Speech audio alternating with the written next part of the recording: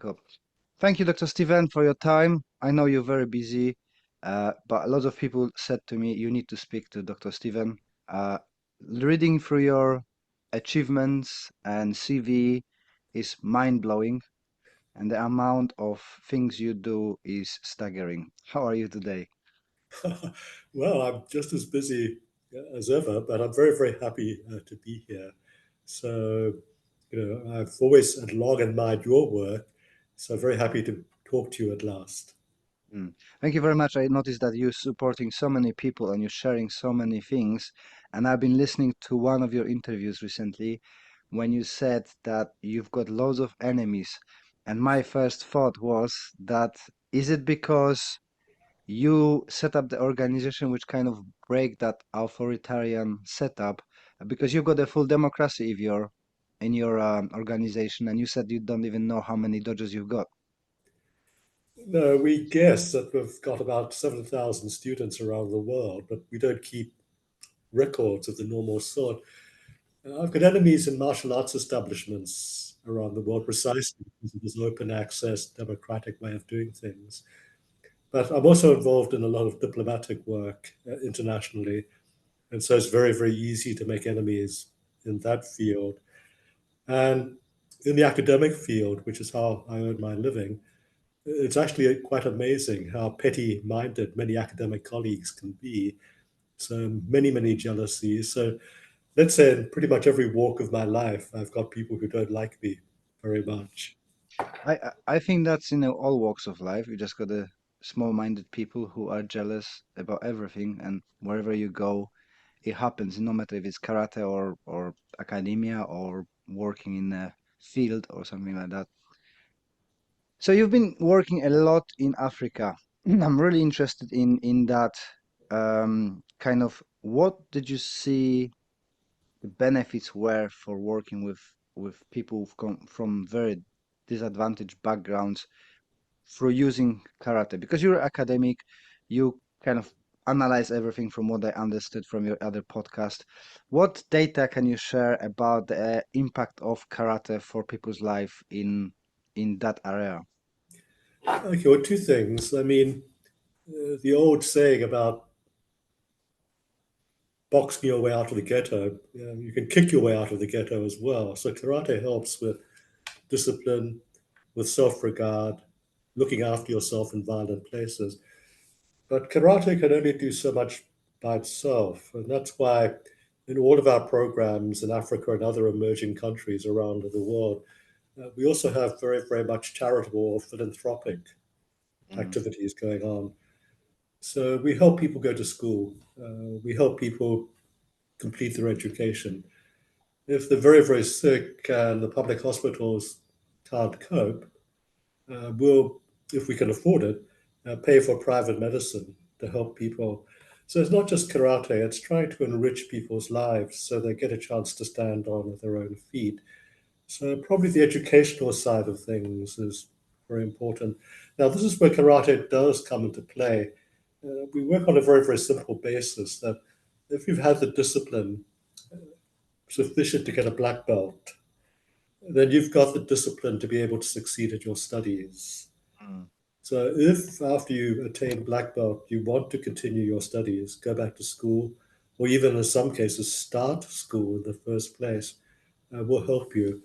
There are some exceptions to that where you don't have to have a black belt. We've started in concert with colleagues a project in the most violent slum in Lusaka, Zambia, where the girls couldn't go to school. This is a special club for girls, young ladies. And I went down for the opening of this new dojo, led by one of our female senseis. And the new government had just made education tuition free. mm. So I said to the girls, well, will you go to school now that it's meant to be free? And they said, no, we can't because tuition is free, but the schools still want us to come in school uniforms, school shoes, school bag, and bring our own writing materials. And our families just can't afford that. And so I said to the sensei, work out how much it costs per girl, and we'll finance it. So we're doing that now in concert with local charities as well, local foundations. But something small like that can go a long, long way. I mean, per girl, it costs about $50 US dollars fully to equip her to go to school. That's not a big thing. That's not a Mm. big thing.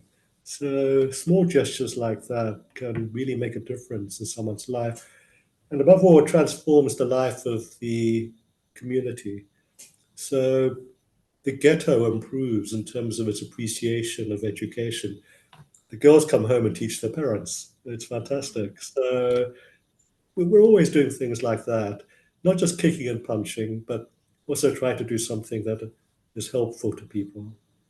I'm guessing that I spoke with Mary Stevens, who does a similar job in India, and I'm wondering if there's the similar barriers to girls in particular going to school and martial arts, because in India they are not allowed because they need to get married and stuff. Is it in Africa the similar kind of approach to it, or is it simply because they are so poor that not afford?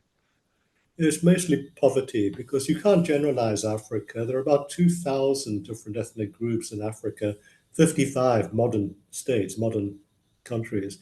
Everyone is a bit different. So in whichever country we're working in, we try to pay particular attention to the differences. I try to respect local culture, but we are very, very much committed to the principle that no matter what the local culture is, everyone is equal, all men and women, everyone should have a shot at equality and the benefits that equality brings. So that gets us into trouble sometimes, obviously, but that's a key principle in terms of the organization. I mean, the name of the organization that I'm somehow the head of, Jindokai, is basically a Buddhist term, the way of compassion. And I didn't want to have a title that was all about kicking and punching. It wasn't going to be Cobra Kai or something like that. It was going to be something which is meant to be the bedrock of karate. It's meant to have that ethos. And many people forget about that underlying ethos. So I'm a Buddhist myself, so it just seemed natural that we should try to bring these values together as well as kicking and punching. Now, having said that, we're very good at kicking and punching. I mean, we've won national championships in every single bloody country in which we work. We monopolize international teams and things like that. We try to set the example. We're still on, my immediate associates in Britain, older people, we're still on the master circuit. This very, very polite word for the Zimmer frame circuit. But at the age of 75, I'm still competing just to set an example. And it hurts like crazy. It absolutely hurts like crazy. But, you can't tell people to do things if you yourself are not prepared to show that you are willing, at least to try to do Mm. things. Yeah, I do see very often your videos sparring. I don't know if it's your son or student in a gym. You No, no, always. he's my student, but he himself was a champion. He was London Mm, champion. He's about 20 years younger than me, so keeping up with him is the key task. We have a sparring workout every Saturday. mhm, He's very, very kind to me, and he tries to tell me what to do in the competitions. He comes and enters the competitions now as well, mm, because it start at the age of 35 and then go up every 5 years until we get to my age. And so he enters, he wins medals too. And so the whole thing is very, very much structured around having a good time. We train properly, we diet properly, and we behave like athletes. But what we do, we have a tradition that after the competition is over, we find a very, very good restaurant that serves very, mm. very good wine, and we just have a good time. So it's a very human activity as well. I think that support group is very important. It makes a difference. Especially I see it in my kind of work with people with mental health. Having that supportive and non-judgmental environment helps a lot. Which brings me to the question: what was the impact on your mental health going through the karate? Did you notice any positive, negative? That's hard to say because I've been involved with martial arts since I was very, very young. It came with being part of this particular family I was born into. And it was a martial arts born of the warlord era in China. Uh, in the first part of the 20th century, China was very, very violent. Mhm. Big changes were happening, and no one was controlling those changes. And so my grandmother was the leader of the village militia. She was a swordswoman. Later, when the Japanese invaded that part of China, they all had to escape and managed to reach New Zealand, of all places. But basically, it meant that I couldn't escape martial arts. Mhm. So I can't say how it changed my life. It's always been there in some way as part of my life. What did help very, very much was in the early 1970s, I decided that I wanted to have more structured tuition. And so I joined the roughest and toughest karate dojo in town, and it really Mhm. was the roughest and the toughest karate dojo in town. The sensei was about my age. He was a young man in his 20s, early 20s, and he'd been the Southeast Asian and South Pacific champion already. And we got on very, very well. It was very, very clear that there was a kindred spirit there. But he was also very, very strict. His standards were very high. And putting that structure into my life helped a very great deal. There was already a very great deal of structure in my life. I became, round about that time, the editor of the 10th largest newspaper in Mhm. New Zealand. It was a weekly newspaper. But in those days, before digital technology, before computers, which has made it much easier, everything was done manually. If you missed any one of 29 deadlines in a week, the paper didn't come out. And that was a Wow. disaster. So you just got used to having a structured life. So moving into a structured training environment with my new sensei, whose name was Karl Sargent, that was very, very helpful indeed. And their openness to different people. The dojo was full of Hells Angels, truckies, uh, and this crazy young intellectual that was me. And we all got on like a house on fire. When the first books by Masayama came out, they weren't just pictures of Masayama beating up on bulls and stuff like that. He Mhm. tried to write some philosophy essays in these books as well. So the others would come to me in the dress room and say, Stephen, give us a seminar. What does Ayama mean when he writes this? What does he mean when he writes that? Because they'd not been very well educated. Mhm. So I was pretty much accepted into this rather violent group simply because of the fact that I could contribute something to Mm. their learning. So for me, education and karate have gone together for a very long time. Apart from karate, I've studied many other arts as well. It's almost impossible not to have done this and having traveled so much and met so many people. So there are a few Chinese arts and also Korean arts in the back catalogue as well. And in terms of the Japanese arts, there's a lot of Aiki Mhm. Jutsu, as well as Iai and Kobudo in the back catalogue as well. So it's a bit of a mixture.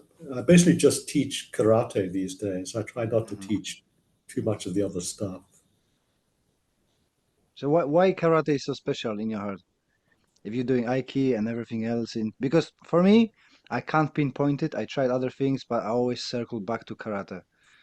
The other arts were very, very useful. For instance, the proposition that the Okinawan arts were invented so people, peasants, would have some self defense against the Mhm. invading samurai.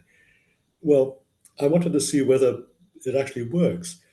And so the only way I could learn whether it works or not was by learning how to use the Japanese sword. I Mhm. learned Iai. So I learned Iai. And I have to say, it doesn't work against a katana. The peasants would just be cut to pieces. But that meant that you had to do things and learn things by practical investigation. Also in Okinawa, my teacher there, Sensei Toma, was very famous for what the Okinawans call tuide, which is a Mhm. form of grappling, Join wrist locks, right? locking. That's right. And that basically married in with Aiki work. There are only so many ways you can lock up a wrist, for Mhm. instance. And so, because that was part of the syllabus, I decided when I was not in Okinawa, I would actually find people who could teach me how to do it in a very, very advanced way. So I found Aikido teachers and later Aikijutsu teachers. And again, that was married in with the learning from karate. The interpretation of Sensei Toma of many of the kata, the bunkai that he used, was very much close quarter work, which involved grappling, locking up an opponent. These days, the Goju teachers do this all the time. When I started in the 1970s on the structured program, no one was thinking like that. It was Mm. only when I got to Okinawa in the 1980s that this whole way of doing things was opened up to me. Yeah, I remember that some of my friends from my dojo went into a system by Seiyu Oyata. So they had all that kind of Okinawan really close grappling, which is kind of on outside. I think it's from the Nakamura Sensei lineage. So that was kind of opening eyes as well. That oh wow, you're doing that, and now everybody does it now. Yeah, that's But very popular now. And of course, the kind of work that very, very good teachers like yourself, like Ian Abernathy, are doing popularizes it, opens the eyes of many other people. And, karate has changed a lot, as you know, over the years. It's developed into a far more open, open-minded way of doing things. At one stage, the different styles of karate were almost like churches. You couldn't go to mm, another church. Now it's open. Now it's a more mature way of approaching the arts. I'm very, very happy about that. yeah, you can see the difference, but there's still pockets of don't go there because they might be more cool than we are. So, better than don't go there. Stay with us, do our stuff. But it is changing. What I like about karate is that I say it's got many faces and everybody can choose the one they like. So, if you want to do sports one, there's avenue for you. If you want to do applications, there's one for you. If you want to do a kata only or meditation, there's always avenue for you. So I think that that is a very good selling point for karate that everybody in any age can do it. And you're a perfect example, right? You are that's my group of your age kind of related says that they are not so young, not old but not so young, and they enjoying doing katas. We're doing every week. We've got about 15 people age up to 100 years old doing a karate kata, and they never thought they're gonna be doing karate if we told them 20 years ago. Yeah, you can keep doing it. But I like to challenge myself. So when I go to Africa, and I've got many young champions in Africa, people in their 20s and early 30s, I always take a bit of time and spar with them. I mean, I have to say they're very kind to Mm. me, but I do want to get on the floor and still show that I can do one or two small things. Also, doing this kind of thing keeps you humble as well. Uh, so a lot of my tuition when I've been wandering over East Asia is simply, I'm introduced to a very senior master, and you know what's going to happen. He's going to assemble all his students, and he's going to say in front of all of his students, "This is Stephen Chan. He's a very famous karate teacher. So today we're going to compare techniques," Hmm. which is a simple way of saying that he's going to beat up on me. And you've got to let him win because, of course, you've got to be courteous to the person who's Yeah. your host. But you can't let him win too easily, A, because you've got pride, but B, the students have got to see that the master could overcome anything that was thrown at Mm. him. So these become diplomatic engagements. But for weeks, if not months afterwards, I'm trying to work out in my head, replaying, how did he do that? Mm. What did he do to do that? So this has happened several times now. Places like Taiwan, in particular, where the teachers are very, very open-minded, and I've learned a very, very great deal basically by letting myself get into these situations and then reflecting on them for quite a long time afterwards. How do you keep yourself motivated in your age to actually go and spar? Because I see so many people like 40 years old, 50s. Oh, I'm too old. I'm the teacher. I'm just gonna be teaching. I don't want to spar. I don't have, power for it. I've lost my mojo. But yet you keep going and just pushing the barriers of your age. Well, I mean, I don't believe this old saying age is just a number because it hurts like crazy. Yeah. I understand why people want to retire, but No, I mean, I can't see myself putting on a blazer and just being a manager or being a referee. Um, and besides, I spend so much time complaining that referees are blind anyway, so I don't want to be accused of being blind as well. No, I mean, I don't know why. It just seemed natural to keep going.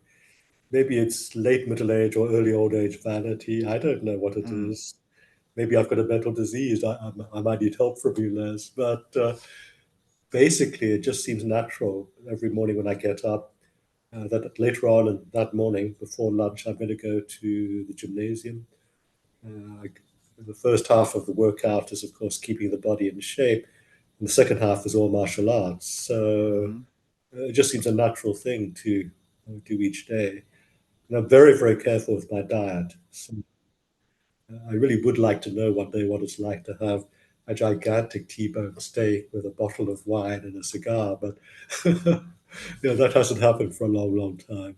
Well, then you would have to have about 2 days break to digest it and recover from the alcohol. That's right, absolutely. I don't mind the odd glass of wine or whiskey, but I really don't drink that much. So, but it is a treat, as I say, at the end of a big competition to find a Mm. restaurant and sit down, with one or two bottles with my friends of good stuff. What do you find in the different regions of the world?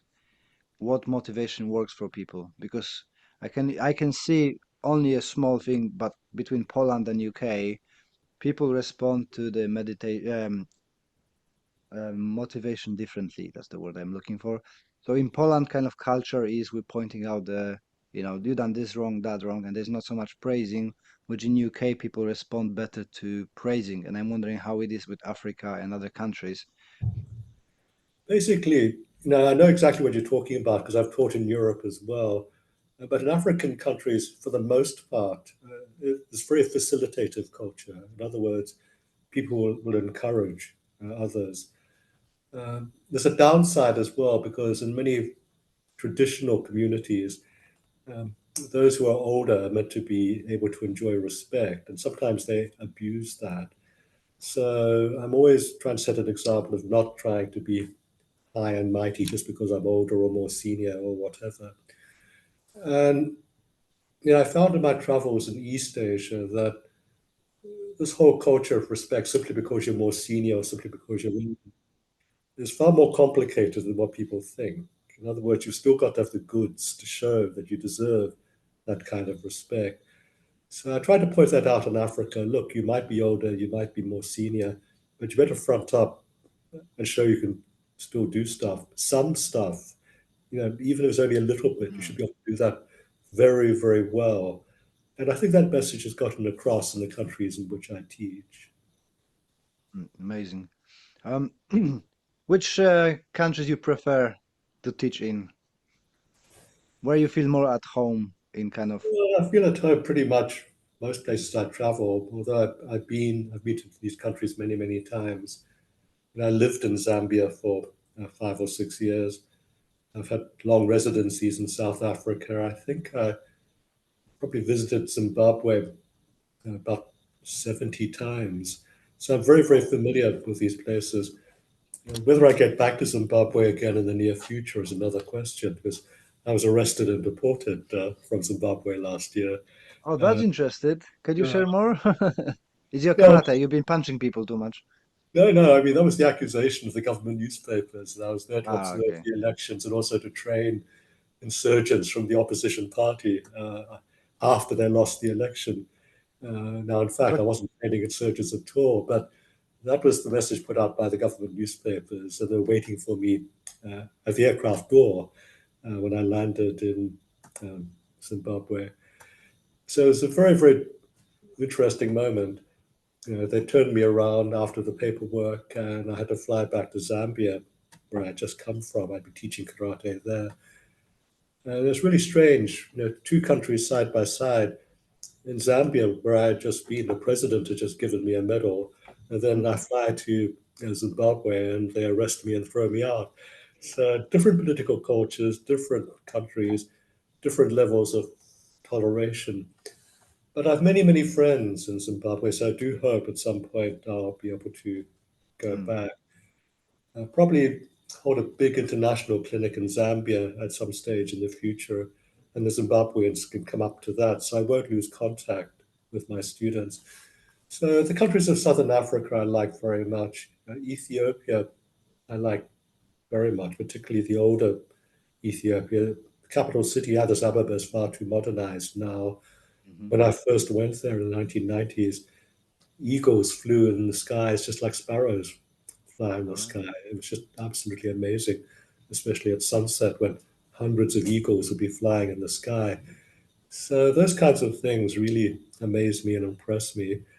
And everywhere, wherever I go, I always visit the slums, ask what I can do to give back, as it were. And I don't want to be like other academics and just come to countries to research and to loot Hmm. information. If there's something I can give back, I will do my best to give something back to the people of that particular country. I think this is very admirable, and we need more people like yourself, Mary, and other projects who actually doing that work, traveling around, helping people. And you must have seen a huge change in Africa over the years. Yeah, it's all modernized a lot. There has been development, although it's very uneven. There's still a growing class of people who are not enjoying development. Um, who are still living below the poverty line and things like that. By and large, in settled countries, they get by. Uh, what really is very, very hard to take is when, as I used to, I don't so often do so now, I go to war zones and see the results of mass violence. So, what do you do to pick up the pieces? And at one stage, my paid job was to help pick up the pieces. Mm. And that was very, very, you can't let it get to you. You can't be brokenhearted about it, otherwise, you're useless. Yep. You're there to help. But for a long time afterwards, you can't help but think about what you saw. So those kinds of things you never quite forget. And it's meaningful to me because I come from a refugee background. My family were refugees, as I said, to New Zealand, Mm. and I knew what it was like growing up as a disadvantaged minority in a faraway country with a very, very different culture. So try my best to be understanding and try my best to do a little bit to help people in the world. And basically, the one thing you learn is that everyone is bloody well the same. They've all got the same Mm. hopes, fears, aspirations, loves, hatreds, and it's quite easy to get on with people. All they need is a chance. Yep. Uh, Thank you, Dr. Stephen. I know that you're rushing today. You're gonna be traveling again, are you? Yeah, And South Africa for the elections. I hope you're not gonna be deported again, and you're not gonna cause trouble. Let me put your viewers' minds at rest. The president's office in South Africa rang me up, and all I got at the other end when I picked up the phone was someone giggling until suddenly I realized that I knew this person. And he was giggling and saying, Stephen, don't worry, you can come. We're not going to throw you out. We're not vulgar and authoritarian. You can come and say what you like. So I'll get into the country, and let's hope I stay out of trouble once I'm in the country. I hope you're gonna have a fantastic time and you're gonna be keep changing the lives for better. And I appreciate your work and I appreciate your time. Thank you very much. Thanks, Les. Great pleasure.